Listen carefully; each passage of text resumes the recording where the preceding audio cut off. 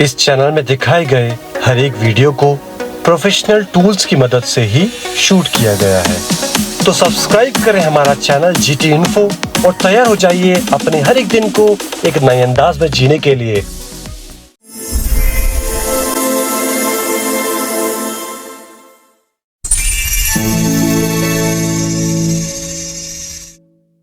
महान वैज्ञानिक विक्रम साराभाई समेत कई नामचीन चेहरे एक ऐसे संस्थान को खड़ा करने में लगे थे जो जमीन पर बैठकर आसमान की खबर हम तक पहुंचा सकता था।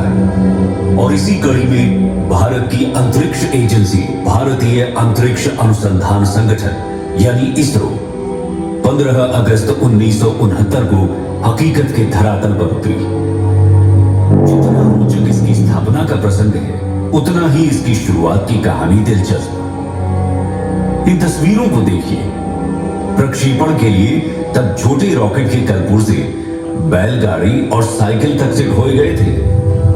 54 साल बाद बीते दिनों चंद्रयान 3 के सफल प्रक्षेपण ने इसरो की उपलब्धियों में एक नहीं बल्कि 4 चांद लगा दिए हैं।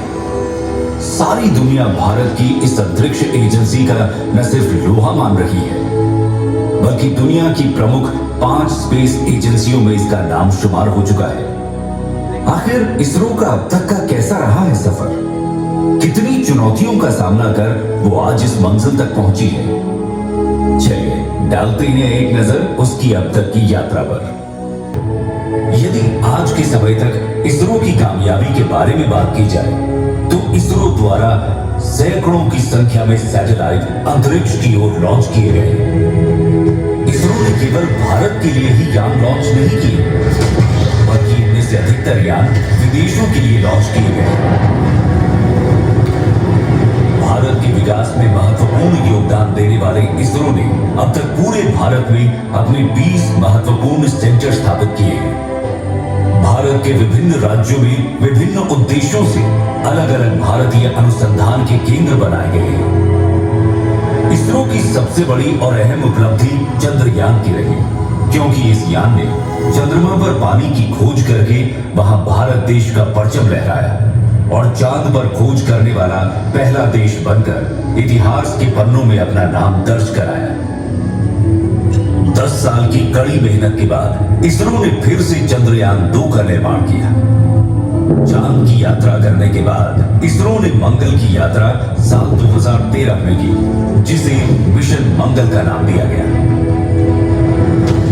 2017 में भी एक ऐतिहासिक क्षण तब आया जब इसरो ने फरवरी महीने में एक ही मिशन पर 104 उपग्रहों को सफलतापूर्वक लॉन्च कर कीर्तिमान रच दिया था।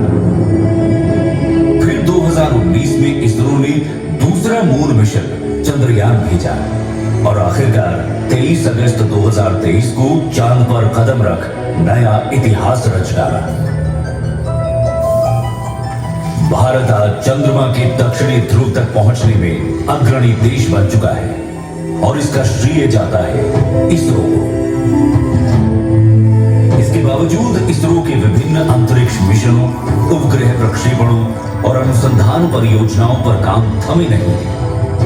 इसरो का सफर जारी है। इसरो की सफलता को सलाम।